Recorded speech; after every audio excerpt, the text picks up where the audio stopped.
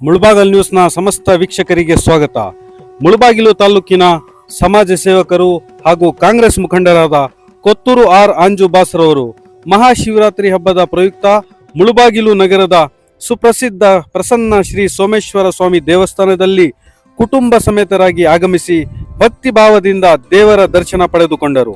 ಈ ಪವಿತ್ರ ಸಂದರ್ಭದಲ್ಲಿ ಅವರು ಮುಳಬಾಗಿಲು ತಾಲೂಕಿನ ಸಮಸ್ತ ಜನತೆಯ ಸುಖ ಸಮೃದ್ಧಿ ಹಾಗೂ ಶಾಂತಿಗಾಗಿ ಪ್ರಾರ್ಥನೆ ಸಲ್ಲಿಸಿದರು. ಜೊತೆಗೆ ತಮ್ಮ ಕುಟುಂಬದ ಆರೋಗ್ಯ ಮತ್ತು ಕ್ಷೇಮಕ್ಕಾಗಿ ಹಾಗೂ ಮುಂದಿನ ದಿನಗಳಲ್ಲಿ ಕಾಂಗ್ರೆಸ್ ಪಕ್ಷದಲ್ಲಿ ಇನ್ನಷ್ಟು ಉನ್ನತ ಮಟ್ಟದಲ್ಲಿ ಬೆಳೆಯಲು ವಿಶೇಷವಾಗಿ ದೇವರಲ್ಲಿ ಮನವಿ ಮಾಡಿದರು. ಕೋಲಾರ ಶಾಸಕರಾದ ಕೊತ್ತೂರು ಮಂಜುನಾಥ್ರವರ ಆಶೀರ್ವಾದದೊಂದಿಗೆ ಸಾರ್ವಜನಿಕ ಸೇವೆಯಲ್ಲಿ ಮತ್ತಷ್ಟು ಸಕ್ರಿಯರಾಗಲು ಸಂಕಲ್ಪ ವ್ಯಕ್ತಪಡಿಸಿದರು.